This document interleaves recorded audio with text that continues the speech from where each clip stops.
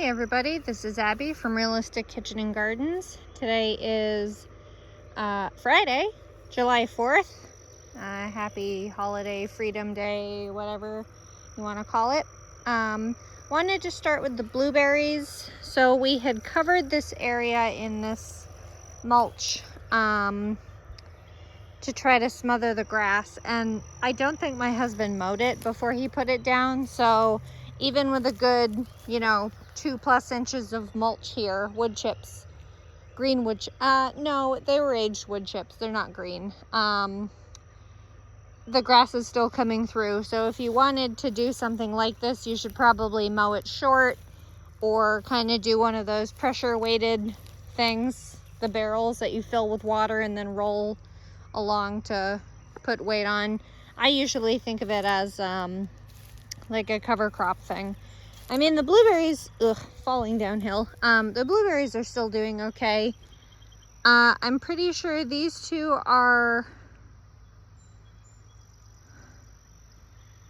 the first two are Patriot.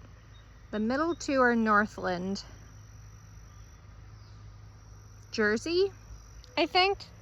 There were a 6-pack or a 3-pack that we bought 2 of from Johnny's Seeds. They were kind of expensive, but I couldn't make up my mind what set I wanted, so I just got that. So here we are. And then here's the area with strawberries. The grass is rather long, but the strawberries are still doing okay. The plants themselves are still growing, and they're even producing pups with the aerial roots. So the mother plant is right here, and here's a pup. So they're getting there. Every time I do this video, I say I should really harvest them and or collect the pups and put them in pots and all that. And I still haven't done it because, not like I have anything else to do. So we are, I think, just at or just shy 2 months after our last frost. Basically 2 months, just about 2 months frost free. I've been trying to clean up in here. I really only have about like an hour and a half to 2 hours of light that I can work in here a day, because I don't want to be out here in the blistering heat. Plus I have to be inside with my baby because I don't really want him out here with all the bugs and the hot sun and all that. So anyway, wine. This year, and these past like 2 weeks, I feel like have been exponentially explosive for so many plants. And 'tis the season. That's kind of what happens when you finally get things in season when they want to grow. So Bartelli cherry are these first 2 plants here that are absolutely ridiculously huge. They're an indeterminate cherry tomato, excuse me. And this is basically the picture that was on Territorial Seeds website that made me fall in love with the variety. This whole thing is considered one bunch. So everywhere you look, assuming I can find any more, wherever you see like a bunch of tomatoes, that's basically what the bunch looks like. My husband's had a couple already and he absolutely loves them. And then Gleam Mixed Nasturtium, this is one, and that's a second one, orange and then peachy color. The vines are supposed to be about 5 feet long, and I wanted them to crawl along the ground. They've started growing up into the tomatoes, and I don't dislike it. It doesn't bother me. It's not like a strangling type plant like Morning Glory, that kind of thing. So I'm not mad about it.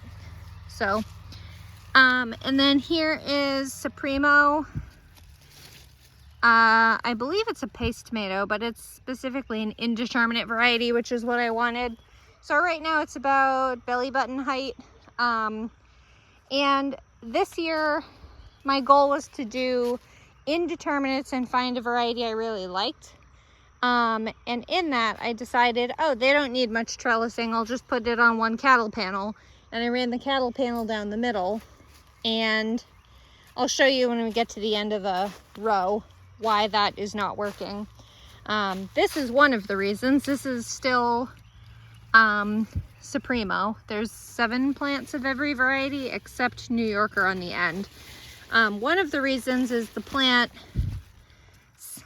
plants are growing through like up, weaving in and out of the trellis, and when there's branches that don't weave back in, they weigh down, and I've put some additional supports on that side.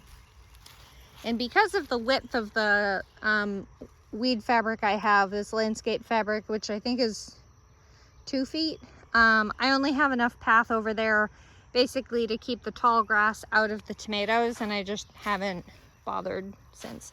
And then the next variety I believe is Bobcat.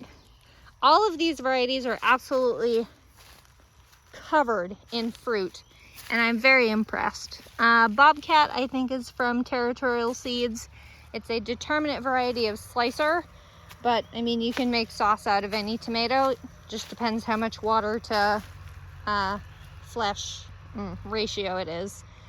So this is one of the plants, for example, that the majority of the plant is not on this side of the fence. It's on that side.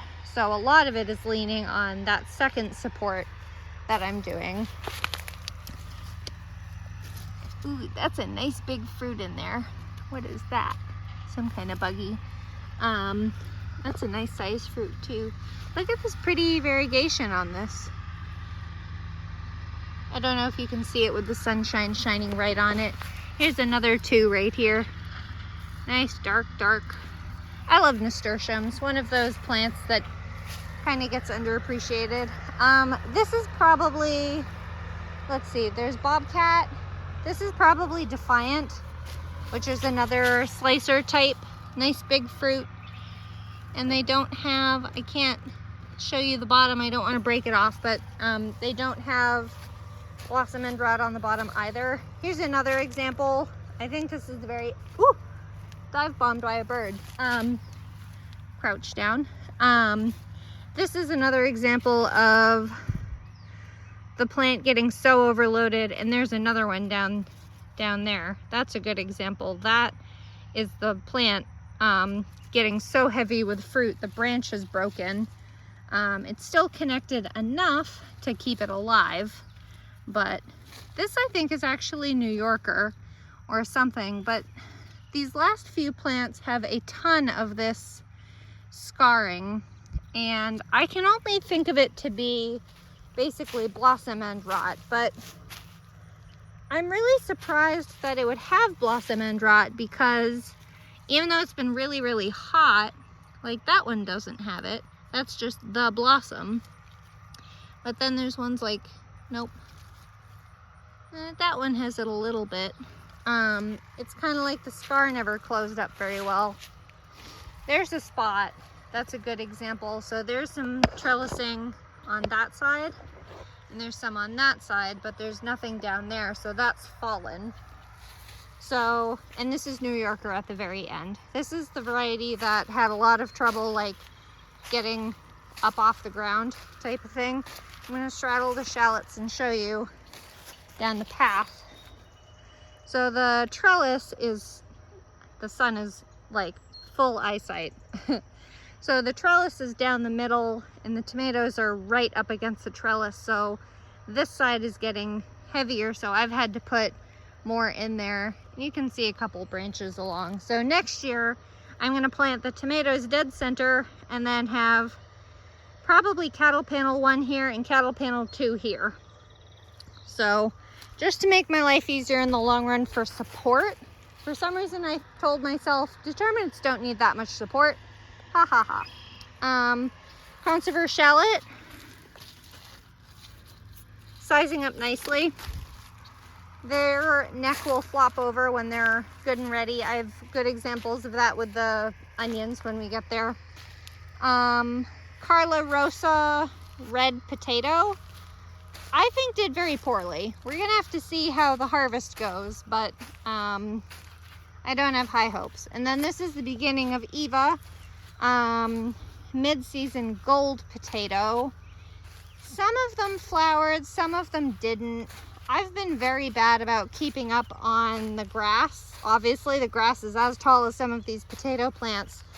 I just don't have the time this year because of the baby, and I don't want to bring the baby outside to get all these like pests and parasites and things. So, and then last is Burbank russet? Caribou russet. Where the hell did Burbank come from? Caribou russet. They flowered, and I expect they'll do decently. I don't know. We'll see. We'll see when we dig them. And then brilliant celeriac. 1, 2, 3, 4, 5, 6. And then there's 6 of the Sorbet Viola mix, which I really enjoyed this year, and I'm really shocked to see them flowering still because I had the impression they were a cold season crop only. Apparently not. Lupine still rocking out. Apparently flowers the second year, so we forget about it till next year when I have to move it. I pulled out 2 is this Tango? Tango stock celery. There's the tag down there. They look like they were rotting, kind of like that one. Great. And that one. It said spacing 6 inches and then row a foot apart, which is what they have, but I don't think it appreciates this. So next year I'll do the spacing different. This is one of those nice to haves, not a crop I'm like banking on doing well, so not the end of the world. Early jalapeno, good sized plant, about up to my hip, not quite. Couple fruit. I'm trying to remember if peppers will cross-pollinate with each other and spread heat that way. So like in cucurbits, in like melons and squashes and cucumbers, they can cross-pollinate, and the seeds in the following year will have traits of both parents. But I'm wondering if peppers will do that immediately. If a hot pepper flower pollinates like sweet pepper flower, if that will make that sweet pepper hot or not. I need to look into that because these two are well, that certainly is a sweet banana pepper that I grew from seed, from tried and true seed, and it's hot AF. And this is one of those ones that came up that was supposed to be a sweet bell pepper from the Gurney's mix, and it's just not. I mean, they look like they should be sweet bananas, but they're hot. Both of these are hot.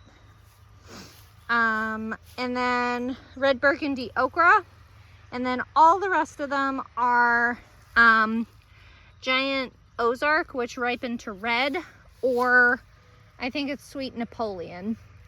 And then this is a Emerald Towers basil, looking really nice. The leaves are a little tough, but very good scent. And then all the red salvia, bonfire salvia, is kind of continuing on. These ones in the middle were kind of later than the 2 on the very ends. Red burgundy okra. I can't remember where. Oh, here's the one sweet Napoleon. I think I only got one, but both varieties, the giant Ozark and sweet Napoleon, are supposed to ripen to red, and the fruits are supposed to be something like 6 inches tall. So there's that. This is a lime basil. That last one, that might be a lemon. And then here is one of the last peppers that I left from that bunch of seeds that was supposed to be sweet bells, but they're obviously not sweet bells. They're like those little stupid snacky things. I left it, it's fine. And then these are the Thai Moon and Vesuvius Thai chilies. Never had a problem with this. 3rd or 4th year growing them now. Not Not that I need a lot of hot peppers, but excuse me, a little tiny grasshopper-y thing. Please remove yourself. Thank you. And I think that's another, I think that's,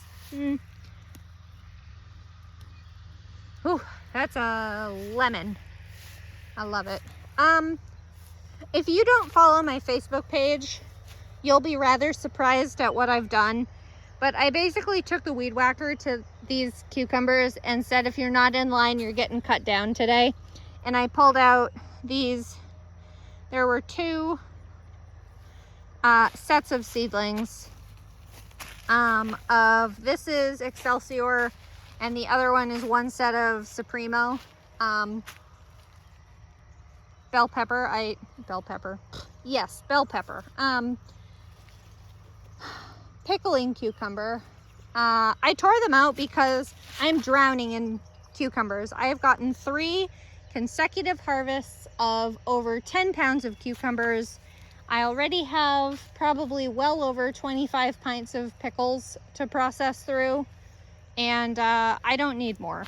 And I'm barely halfway through. So this is one of Excelsior. I really like this variety. The spines are very soft. They don't hurt you. I mean, those are all the spines that just came off on my thumb. They do not hurt you. They're a nice, attractive, evenly green. I personally don't like when they have that like white blotchiness. And if you miss one, they don't get out of that leaf. If you miss one, they don't get huge and woody and like a baseball bat. So I really appreciate Excelsior. Extremely prolific. These three plants, 1, 2, 3, have produced over 16 pounds of cucumbers in something like 2 weeks. And then Supremo, which is also 3 plants, does not climb up the trellis well. It was all across the path and I blitzed it down.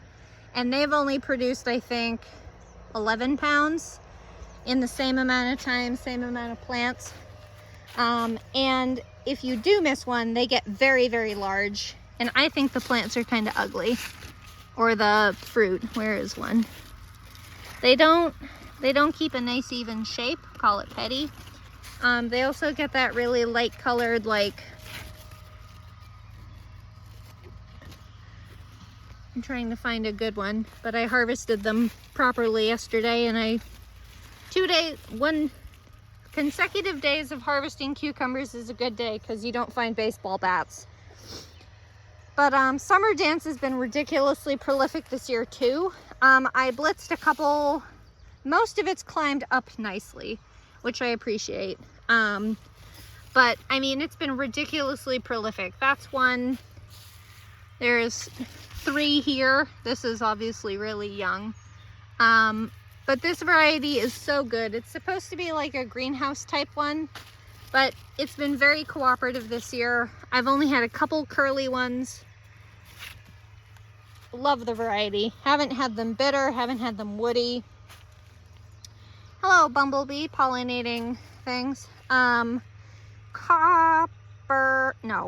Purple red? Copper red? Damn it, I told myself I'd look up the variety name of that straw flower so I'd have it for the video, but I forgot.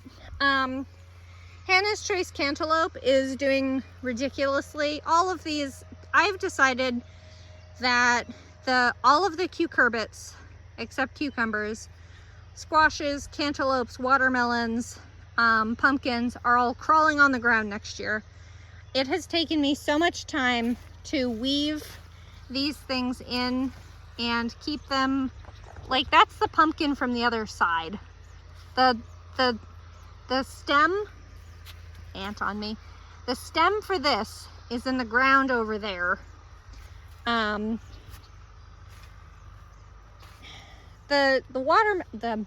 cantaloupe hasn't been that bad, and there's a couple of fruits on it already. I'm very excited for these. This is a pretty hardy, carefree plant. I'm very pleased with this, but it still takes a ton of time to weave all these things in. And then the watermelon, Dixie Queen watermelon, I don't know if it's a watermelon thing or if it's this variety, but when you try to weave in the ends of them,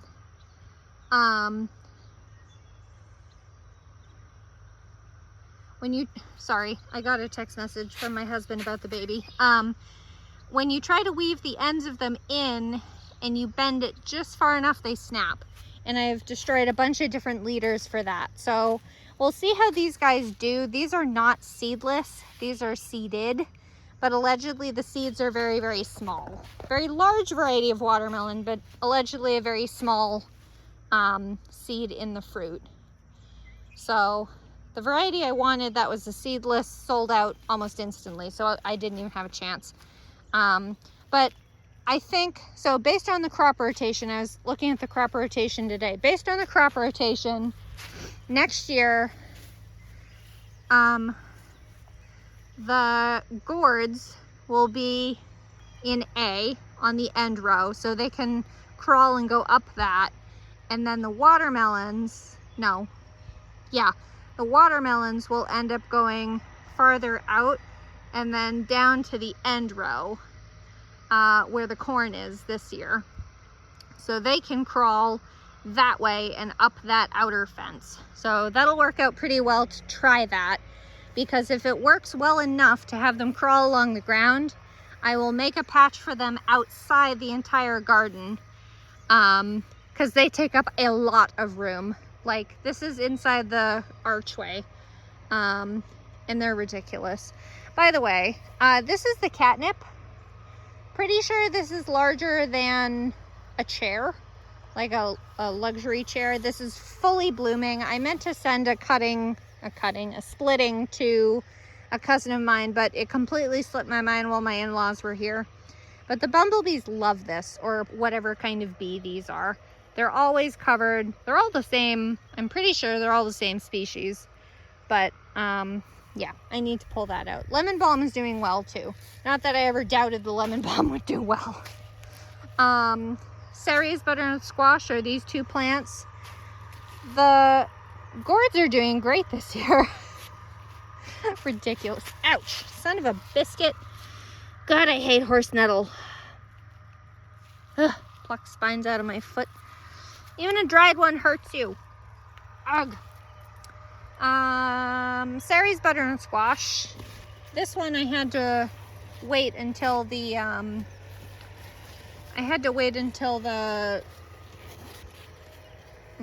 Champion of England peas were out of the ground so that I could have that one climb up. The rest have been doing pretty well. Here's a little baby female one. Female flower. Flower hasn't even opened yet, so that is not a fruit yet. That's just like an ovary. And then there's one that's pollinated. This is Waltham butternut squash. Probably these two plants. I really liked Waltham. I grew it 2 years ago. They've been strong enough to hold the fruit on a trellis. I didn't have to provide extra support for them or like do the weird stupid bra strap or whatever people do on social media. Like, the stems are strong enough. And then this is the first of the pepitas, Hellas-seeded pumpkin. Has a little spot on it. So this is still pretty young. God only knows how big this will get. I'm hoping this plant will be heavy duty enough to hold these pumpkins. Again, I have no idea how big these pumpkins will get. So if I need to provide support to those, I will. But the Waltham, even when they get pretty big, a couple pounds, they do okay. Pumpkins can get really big. And then this last catastrophe is Styrian, which is supposed to be that variety that is like the granddaddy of all the Hellas pumpkins. I don't know. I haven't seen any fruit on it yet. I mean, it's huge. This is the one that's going, that's its stem down in that patch of ground, and it goes all the way up over, and then I've curled it around. There's a female flower right there, but I don't know if it's pollinated or not.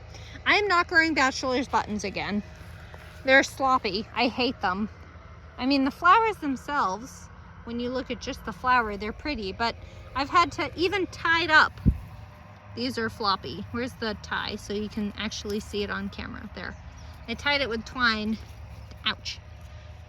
That's another thing I don't like about Styrian is how sharp it is. The spines on it are very sharp. There's the tie for the bachelor's buttons. Spineless zucchini, I never start indoors because it's something like 45 days from seed to harvest. Surprisingly, 2 of the lavender are flowering again. I almost said fruiting because I'm looking at the back of my cucumbers. This is Provence lavender. This is a second flowering.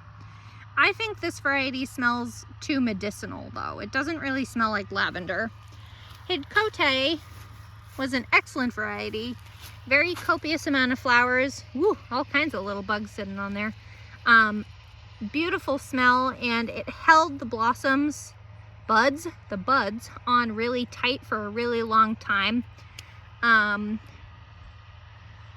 So if you wanted to harvest them for like medicinal use or culinary use, any of that, I think it would oblige you. I didn't really like Munstead lavender. It was okay, but it kind of let its flowers open very quickly. And then surprisingly, Elegance lavender, which I started from seed this year, is doing a second round of flowers as well, and quite a few more. I blitzed all this. Oh, I love the smell of lavender. I blitzed all this lettuce out because it was tall and bitter. I wasn't going to eat it anyway, so I just took it out. And then here's my rainbow of flowers that are lackadaisically working on it. I'm getting all this stuff out of I weed whacked some grass down yesterday. Cherry Queen Zinnia, starting to fade to orange as that bloom gets old, but there's plenty more blooms coming. Plenty more. This one opened, I think, yesterday or the day before. And then Strawberry Fields Globe Amaranth is working on opening.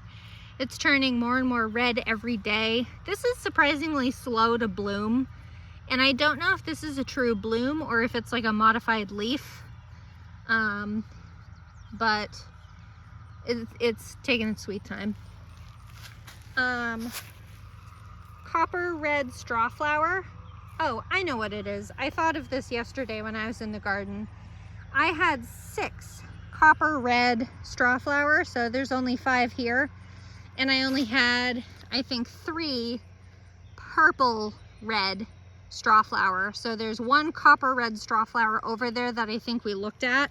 The rest are red purple, but these are copper because it's red, bronzy, and then red, orange, pink, and white.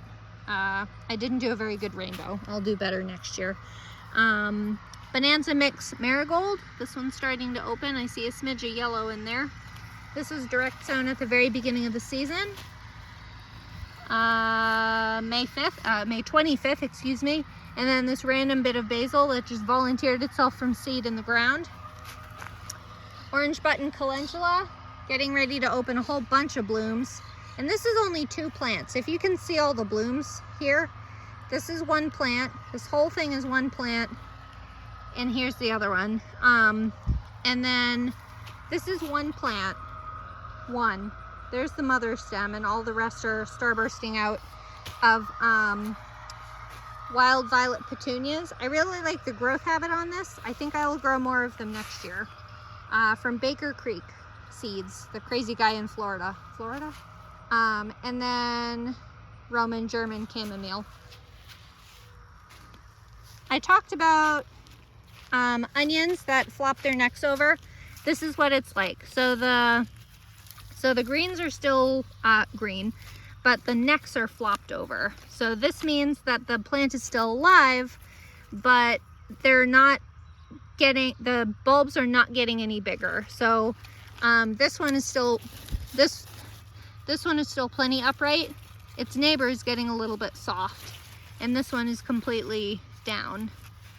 But the bulb is nice and firm. So those are ready. And I believe it's supposed to be something like 2/3 the crop is supposed to look like that when it's ready to pull the whole crop. 2/3 of this 30-foot row is Ringmaster White, and then the other third is Sterling. And then I'll do a quick look at this beneficial bug mix, which is like 18 species of different flowers. These daisy things are wild. I planted the snapdragons, and then all the rest is from, and this random goldenrod. But I mean, bugs like goldenrod too. Look at all those cute little grasshoppery things. This is cilantro going to flower. More cilantro. These are poppy things. Lots of cilantro, lots of poppies. There was some dill in here, but the dill is really starting to go down, mostly because I've been harvesting it. Sweet alyssum, tons of it, very early. So I'm surprised to see this nice fresh bit, but that must have been a late one. Here's one of my shallots. That thing's like barely hanging on by a thread. One of the shallots that I managed to overwinter. There's this pink stuff, which I don't know what it is yet. I want to say candy tuft, but I don't think that's correct. I'll have to look up the varieties available. There's one of the flowers actually open. That's the first one I've seen fully open. A lot of alyssum, some of this pink stuff coming up. Oh, here's some dill. I need to harvest this. I don't have my harvesting stuff yet. I'll come back and harvest this. There's another little bit of dill right behind it. This is borage. You can tell by the fuzzy broad leaves, and they're getting ready to open. Some folks say the flowers taste like cucumbers. They're edible. The fuzziness bothers my skin, so I'm not going to eat that. More cilantro getting ready to flower. I thought this was a Cosmo, but that doesn't look like a Cosmo. I'm gonna have to look at what the hell that is. I'm gonna have to look at what the hell this is too. I've been seeing the foliage, but it looks like it's flowering almost like a carrot, but I don't recognize the foliage. And then there's this orange stuff that looks like the pink stuff. Interesting. I love learning new things like this. It's really fun and it's mentally challenging for me, and I enjoy it. Always learning new things is good for you. It'll keep you young. I'm only 30. I have no right to say that, but and then this entire swath, 30 feet, 3 deep, is Patterson onion, and they're starting to show harvesting. So this one has a soft neck and a giant slug. God, I hate slugs. So these are a smidge behind the white ones. This boarded section is a row for so here onward is going to be carrots. It's going to be like 45 feet of carrots total. And then this is something like whatever brings it to 60 feet. That's supposed to be for parsnips. But every week, without fail, is there a snake under here? Nope, no garter snake. Without fail, every year, when I need to seed my parsnips, it's 90 degrees consistently. It happened last year, it happened the year before, and it happened this year. One thing about Patterson is that they seem to be a little more prone to stress and flowering. I mean, if it's flowering, it's under stress. So, I mean, it's still edible, it just won't bulb up as much. And even then, if you look at this bulb, it's still a decent size. It just won't get bigger. Like this one's certainly bigger. That's one thing about Patterson, is that it's not the largest yellow onion you can get on the market, but they're extremely good storage quality. This was the swath that had northern white garlic, hardneck garlic. That's been harvested for 2 weeks now. I don't know any of the other varieties, so I'm sorry in advance. This variety is not yet ready. Probably another week or two. There's some yarrow. I don't know what the hell this is. It makes me think of poke. It must be poke. Look at it. Ooh, look at that beetle-y thing. And then this is another variety of hardneck that I've harvested, and this is what I believe is called field curing. I'll probably bring these in tomorrow. And then here's a second variety. 3 right in a row, actually. These are all hardneck, obviously. Field curing variety 2, and then field curing variety 3. There's only total 2 more varieties of garlic left to harvest, and then this whole row will get pulled up. There's black fabric underneath this that I set when I planted these garlics to help keep weeds down and moisture in and all that jazz. So when all the garlic is out and cured, I'll pull that up. This whole row needs to be mixed with sand still. So this 60-foot row will get 8 bags of sand total mixed in to help loosen the soil. The whole rest of the garden seems to have liked it, so I'll just do it for this one more row. And then this is the one hardneck variety I tried, which didn't seem to like what I did to it, referred to as, I will not be able to pronounce this correctly, so I'm sorry if I pronounce things in my head funny. It's like Ischelium red. Yeah, I don't know. It looks like it's ready, I don't know. And then my pitiful attempt at peanuts, which I'm expecting to not be fruitful. Peanuts actually flower above ground, and then are those the flowers? What is that?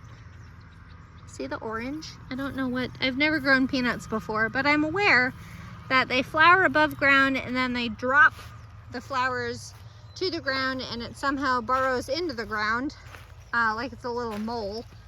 I should probably weed this then if that's going to be any fruitful whatsoever. And that's how the peanuts develop, and then at the end of the season you dig them up and surprise, you have peanuts. One of 3 very voluptuous Coral Fountains amaranth. For some reason this plant has decided to try to walk away from me and crawl away with this weird hand-like stump. One of the tomatillos did this last year too. Coral Fountains amaranth, it's just ornamental. You can eat it though. It's a very, very small grain. Ooh, you're doing what you should. So it has a nice long frondy kind of flower to it. And then this is all reseeded because I am a futz and I wanted to have this all neat and cute and tidy. I don't think that'll ever happen here. As long as it works and I can harvest it is my primary concern. So I tore out both Carminat and Purple Pod Pole Bean. Say that 10 times fast. But I didn't have any more Purple Pod Pole Bean, so I planted 20 seeds of this legume that is referred to as Oriental Yard-long bean. Also, there's some sunflowers. Sunflower 1, Sunflower 2, Sunflower 3. So that's only right here. The seeds are from, what is your name? Mary's Heirloom Seeds. I think she's out of Texas. I like her. She has a lot of nice heirloom varieties. She's not very expensive, but she also doesn't sell a lot of seeds at a time, so pay attention to how many seeds you'll need, because like that packet was only 22 seeds, so you take what you get.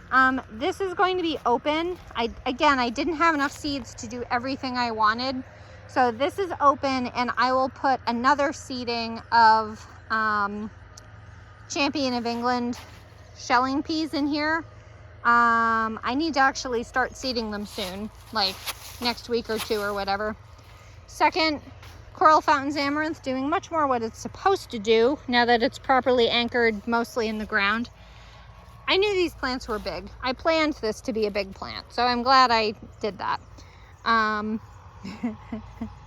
fell in love with a woman who planted this and put it in her flower arrangements. But she probably planted something really beautiful like Heart Lies Bleeding, which is more red. And I didn't want the classic red one, so I got this Coral Fountains.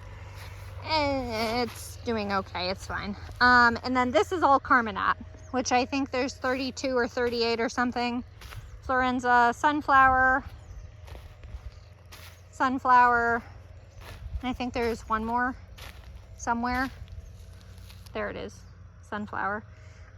So these will grab onto this trellis and climb basically straight up it, because I seeded it right under the trellis, because I waited too long on the last seeding for it to do properly and climb nicely.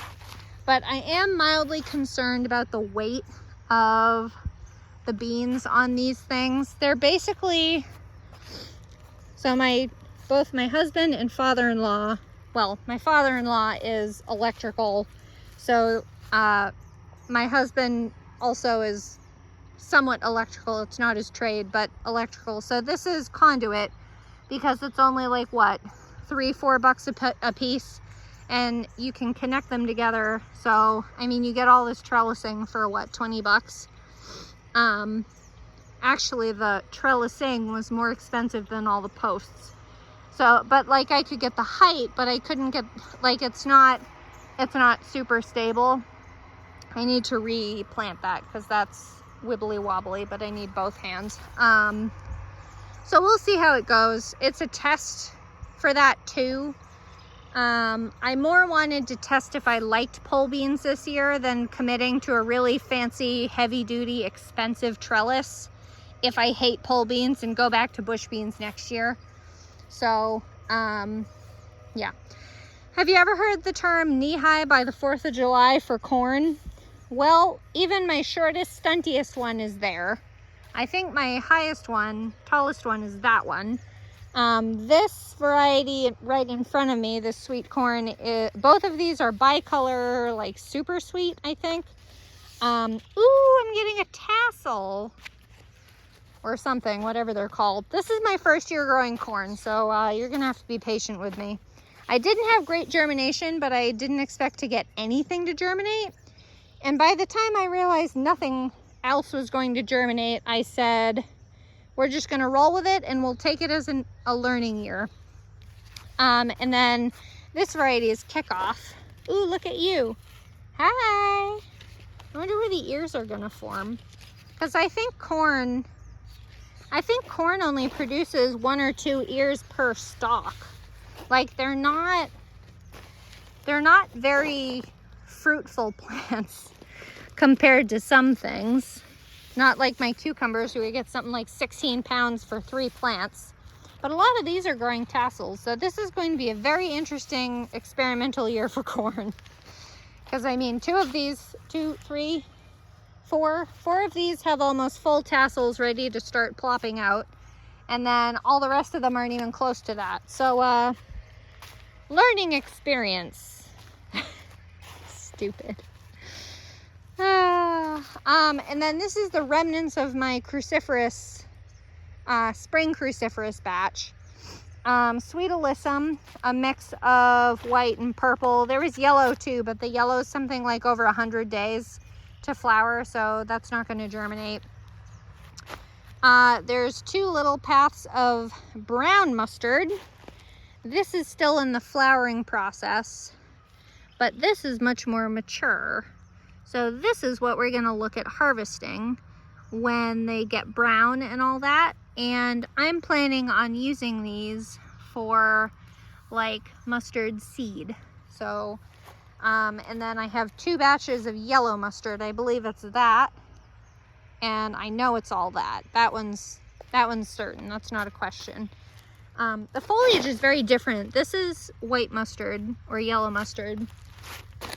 So based on leaves, there's a little bit of the yellow mustard, but the brown mustard has much more boring leaves. So they're all technically the same species, I think. I don't know. I definitely need to show you my brassicas because I haven't actually shown you in a while, and there's no reason because it's a nice cool day. You're just gonna have to wait while I pull up all the stakes to show you.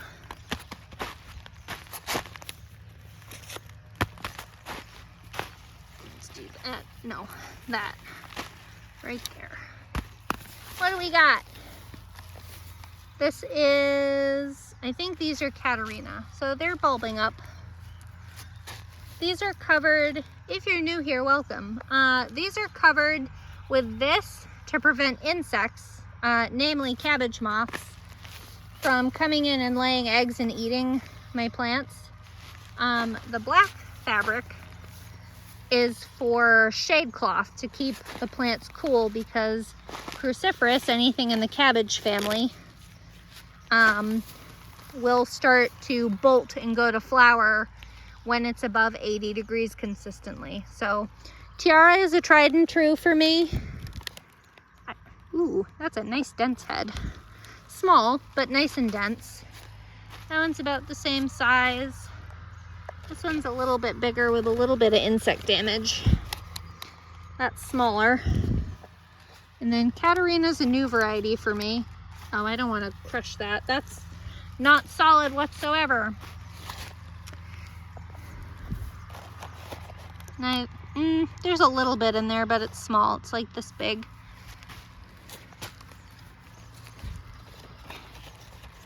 Nope, that's hollow too, basically. So that's a bummer. We'll see how that does. I'm excited for the mustard seeds. This is the yellow mustard. Apparently sesame grows in a similar fashion, sesame seeds. I don't know what plant family they are though. I had assumed they're in the legume family, but maybe they're not. I'm gonna have to look that up because that might be a fun plant to grow. They look very similar to soybean pods, actually, if you look up the plant itself.